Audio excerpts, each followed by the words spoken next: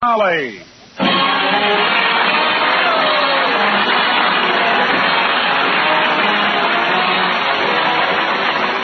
Reynolds Metals Company, makers of Reynolds Aluminum, presents Fibber McGee and Molly, transcribed. The show is written by Phil Leslie and Keith Fowler and directed by Max Hutto.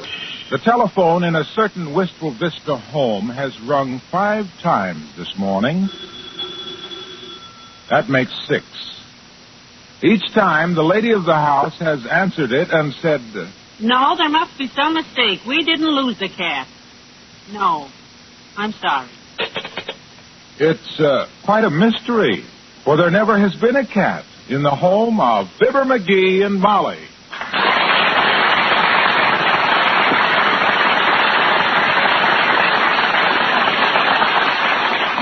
I wish I knew what the heck goes on here. We haven't owned a cat since we lived here in this house.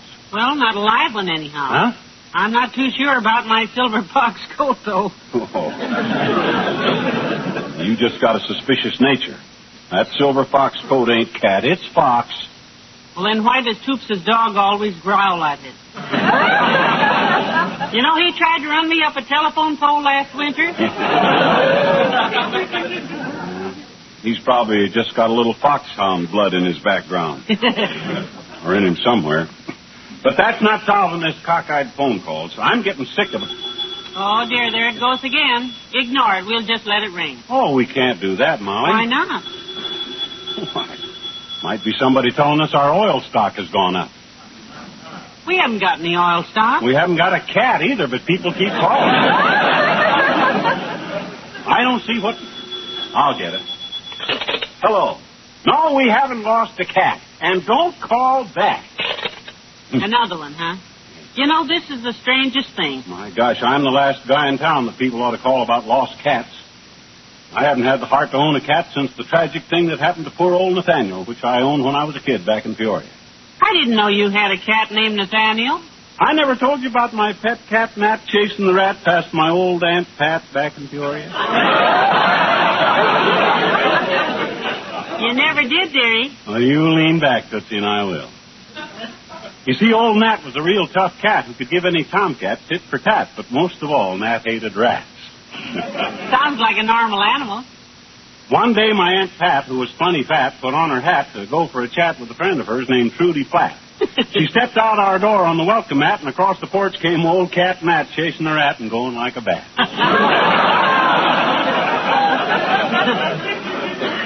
Fast, huh? Supersonic, you know.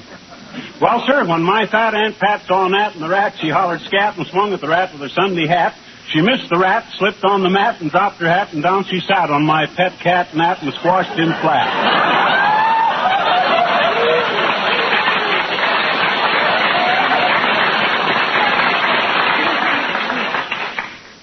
And we buried him under a gooseberry bush. McGee, was that Aunt Pat on your mother's side or your father's side? Because... No. She was neutral. But don't worry about it on account. Oh, dear, I'll get this one. Hello? No, we have not lost a cat. No. What's that? Where? Oh, well, thank you very much. Must be a mistake. Sorry. Hand me the paper there, dearie, the Gazette. Huh? That lady on the phone claims there's an ad in the... Let me see here now. Lost and found. Oh, here it is. Listen to this. Lost. Fine Persian cat named Tinkerbell. Wearing blue ribbon and bell around neck. $50 reward. Please call Wistful Vista 1092 immediately. 1092? Holy smoke, that's our phone number. Right.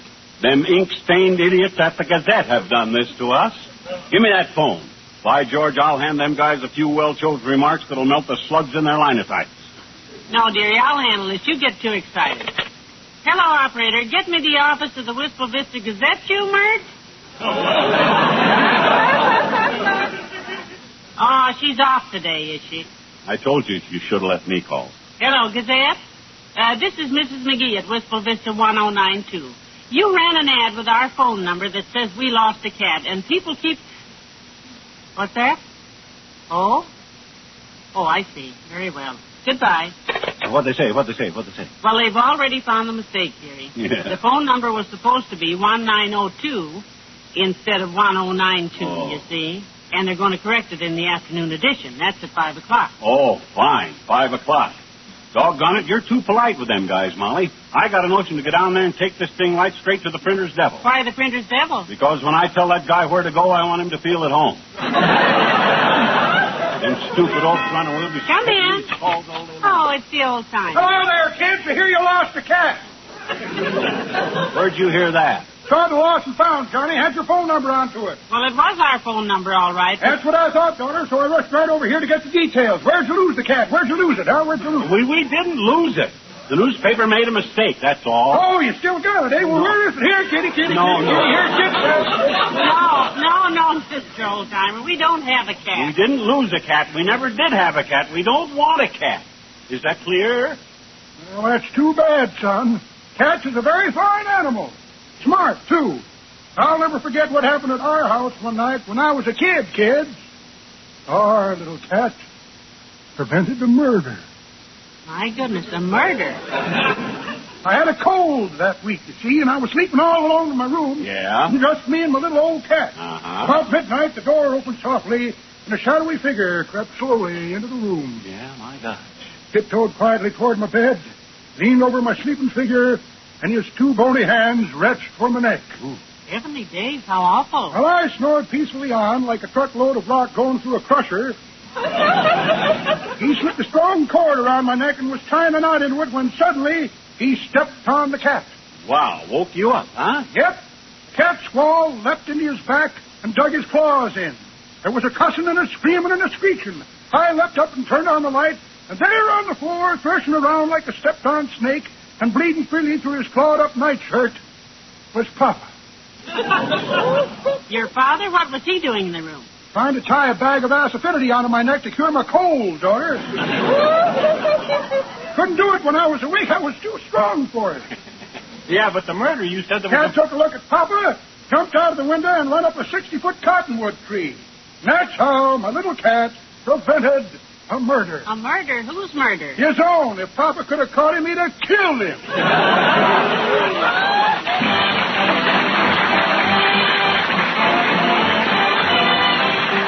Billy Mills in the orchestra and Somebody Stole My Gal. Well, dearie, it's been almost 10 minutes since the phone rang. I'll get it. Hello. No, we didn't lose the cat. The paper made a mistake. Called 1902. Goodbye. Kiddo, this is incredulous. The whole dad rat of town must have knocked off work, hitched up its pants, and gone out hunting for cats named Tinkerbell. Well, it's the $50 reward that's got them excited. You know, $50, isn't it? Oh, well. Come in. Hello. I brought your widow Tinkerbell back home. Oh, no. How'd you get our address? From the telephone company. Huh? This widow kitty doesn't have a glue whipping, but I'm sure he's widow Tinkerbell. Lady, I'm sorry. I know how you must have missed him because I have a widow kitty of my own. My precious Icky Boo. I'll bet he's the ickiest boo that ever lived. Now, look, sis. I really shouldn't take the $50, but I can use it to buy my Icky Boo some goodies. Lady, the newspaper made a mistake. We didn't lose the cat. No. Oh, this isn't your precious kitty. No. But his'ems is such a tweetum. Wouldn't you like to have 'em? No, we don't want 'em. And close the door-ums on your way out-ums. Gracious, what a dreadful man. Wow. Weren't you a whittle what? Huh? I mean, were you a little rough with her, McGee? Rough my good-tempered clavicle. Dames that talk baby talk ought to be whammed over the head with a hard rubber waddle. Cats on the phone is bad enough, but when they start dragging them into the house, here, where are you going? Well, I hate to seem like a deserter, dearie, but I've got to go upstairs and sort the laundry. Oh, Can you protect our home from the cat collector? oh sure, kiddo. You run along. Call me now if you need me. Okay. Huh. Well, there goes a good kid. She'd keep calm if she was standing in cats up to her garters. Anytime things get too rough around here, what does she do? She sorts the laundry. Wish I had some laundry to... Hi, pal. Oh, hi, Junior. Hold still and let me frisk you. Frisk me. For what? For cats. Cats? What's this all about? Oh, the Gazette run an ad for a lost cat and stuck our phone number on it. I've been getting more cat calls than an opera singer in a burlesque house. Well, that's bad, pal. They're not only phoning us, but they're starting bringing the cats here now. Maybe I ought to keep the door locked and peep out through the curtains to see who's coming after this. You know, that's what a friend of mine used to do, pal. He did? Yeah, he owed a lot of money on his furniture, and he was trying to duck the bill collector. Oh, yeah, well, that's a great indoor sport. Keeps you indoors, too. Sure. Oh, did he try shoving a BB gun through the blinds? That's a good way to discourage No, he just looked. Oh? And a funny thing happened one day, though. Mm-hmm. He heard footsteps, so he lifted the Venetian blind to peep out. He could lift it very easily, of course, because the blinds were made of aluminum. Reynolds aluminum. They're light and flexible and easy to operate. Yeah, but what that got to do with the collector? Well, he lifted one of the slats of this beautiful green blind, and... Oh, did I mention before that it was green? No, you didn't tell me that. It changes everything. Green, huh? Yeah. These Venetian blinds come in natural aluminum and all kinds of colors to blend with your decorating scheme. They really dress up a home. Give it that finishing touch. It's that long-winded yarn of yours that needs a finishing touch, Junior. Come on, what happened with your friend? What happened? Oh. Well, he lifted a slat at eye level. Mm-hmm. You see, those aluminum slats are flexible. That's what makes them easy to clean. Yeah. Well, he just opened it a tiny bit because it was a hot day and the room was cool, thanks to the way aluminum reflects heat. Oh, come on, Junior. Who'd he see? Nobody, pal, nobody.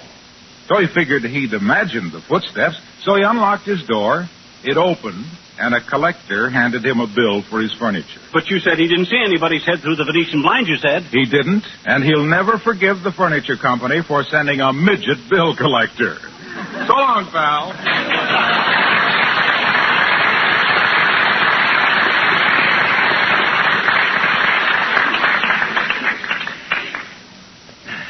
Bet you that never happened.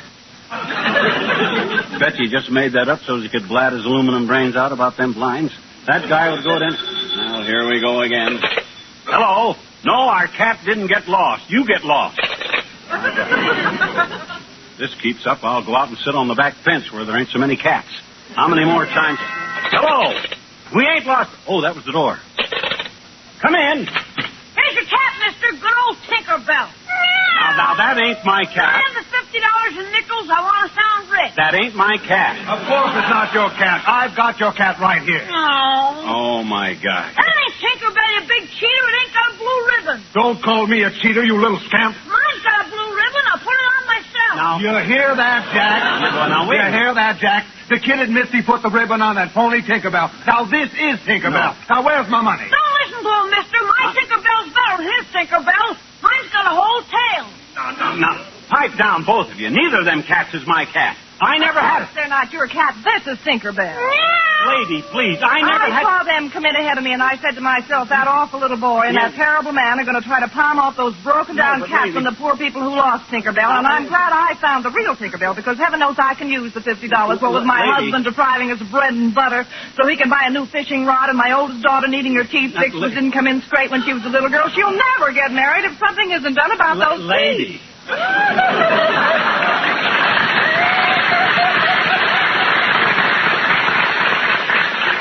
Lady, will you hold it? There's been a mistake. You bet there's been a mistake. This is Tinkerbell. This is Tinkerbell. This is Tinkerbell. This is murder. I'm trying to tell you... Who's wild Tinkerbell like the one she dragged Now, in? wait a minute. My Tinkerbell can lick her through a frazzle. Sick 'em, Tinkerbell! Hey, cut that out. Don't start them cats fighting. Dad, oh dear, I can't hold My it. gosh, there he goes. Backward, Tinkerbell! Get 'em, boys! Hey, hang on to yours, Spot. Don't let them Hang cats... on and get clawed to pieces, not me. My gosh, there he goes. Jason, Tinkerbell, go get 'em! Hey, break it up. Grab those cats before this... Oh, there was one of my curtains. Mine's on top of the mantel. Well, get him off of there. Get him down. Get a step ladder. Mickey, turn off that radio.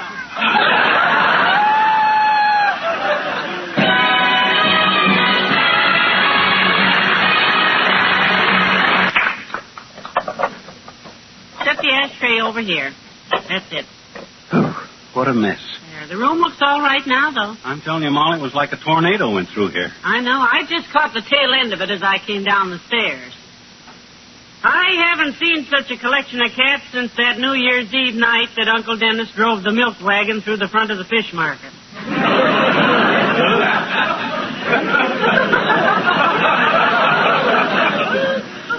Yeah, I remember that. I heard the crash and run over there from the Elks Club, and Uncle Dennis was sitting on the floor with a frozen barracuda in his lap. Yes, well, now, don't... I asked him if he needed any help, and he said, "No, I'm okay, but take care of my friend." He's stiff. Boy, he was... That's enough. That's enough. I'm sorry I mentioned it. Yeah, I'm too tired to laugh, anyhow. Now, let me sit down there. Yes, relax a little. Things should simmer down now, dear. The late paper went on sale a couple of hours ago, and by now people should have the right phone number for their little Tinkerbell. Well, I hope so. I'm ready to fold up like a campaign promise. If I never see another cat, I'll be... Oh, dear. Who's this? I don't know, but wait till I get my ball bat. Don't let him in. No, McGee, now. Sit still. I'll handle it. Come in. Oh, well, thank goodness it's you, Ole. Come in. Well, hello, missus, and the same to you, McGee. Oh.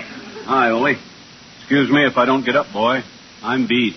We've had quite a day, Ole. Oh, I hear all about it at the Elks Club, missus. I know what you've been through. Oh, we live, but... Believe me, I know what a lost pet means to people. Now, like I always says, when you lose a pet, it leaves a hole in your life. Yeah. Them pets that were in here a while ago left a few holes in the furniture and curtains and stuff, too. Well, when I hear about you losing little Tinkerbell, McGee, I get a wonderful idea. You know what I'm going to do? What? To fill up the hole in your life, I'm going to give you our own little clobber. You want to give me what? I got him tied up on the front porch here. Oh. No. Here, Clobber, come on. Come on in.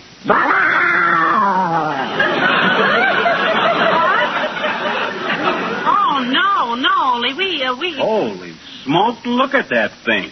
There he is. We call him Clobber because he clobbers every dog in the neighborhood. In self-defense, of course. Oh, yeah. He's a very sweet cat, really.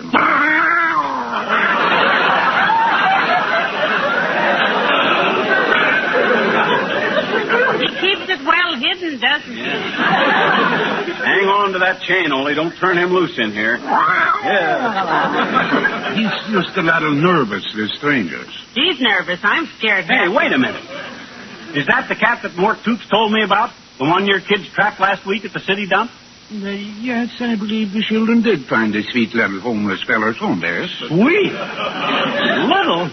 Why, that monster looks like a cross between a bobcat and a timber wolf. Oh, no, you don't, Olaf. I heard about that cat from the mailman he bit, too. Oh, that was just a little misunderstanding, McGee.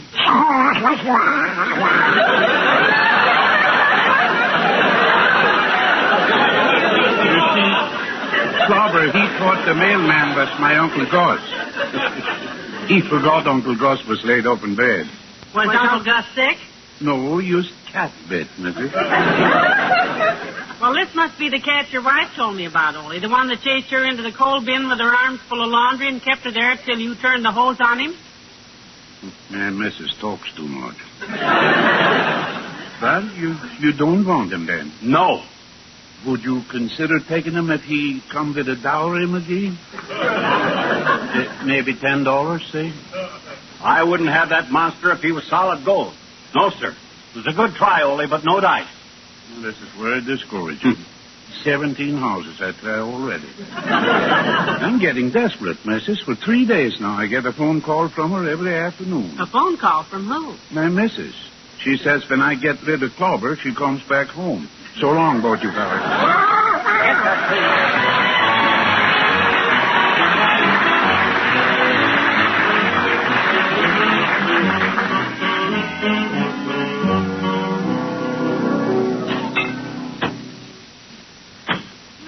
I'm tired.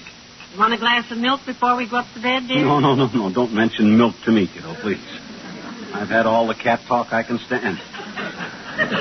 Been hearing cats meowing so long, I still hear them in my head. I was upstairs putting on my pajamas a while ago, and I could have swore... Well, come on now, let's go up to bed. Okay. Check the back door, will you? I locked the front. Yeah. I'll hook the porch screen. I hope whoever put the ad in for little Tinkerbell has her back safely now. Maybe this whole thing will turn out to be a bad dream. Yeah. Believe me, if a cat ever shows its whiskers around here again, I'm going to... You're going to what? Listen. I thought I heard something. Huh. Sounds like a little kitten at the screen door. Let me turn on the outside light. Oh, McGee, look, a little kitten trying to get in the back door. Oh, this is the end. McGee, it's a Persian. It's wearing a blue ribbon. I don't care if it's an Egyptian wearing a diamond Ferrara. Get out of here. Get out of here. Cat! McGee, it's the lost cat. Huh? Hear the bell? Oh, my gosh. Tinkerbell. $50 reward, and I shot it out of the yard. Here, kitty, kitty, kitty. Here, $50. Come back here, Tinkerbell.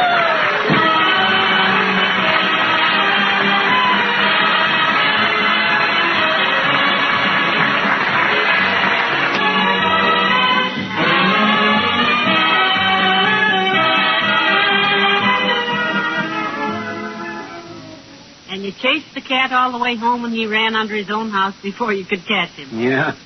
I didn't know it was his own house, so I started under there after him. Only I got stuck. Oh, dear. Too many mashed potatoes. Yeah. The owner of the house heard the noise and come running out, and it was very embarrassing, Molly. Well, of course, you explained to him what you were doing. Explain? Did you ever try to explain anything to a guy with your head and shoulders under his house and the rest of you sticking out in the moonlight? Well, he stood there with a barrel stave, flailing the bajunior out of him. No, I guess you haven't. No, I'm a homebody myself. Yeah. Good night. Good night, all.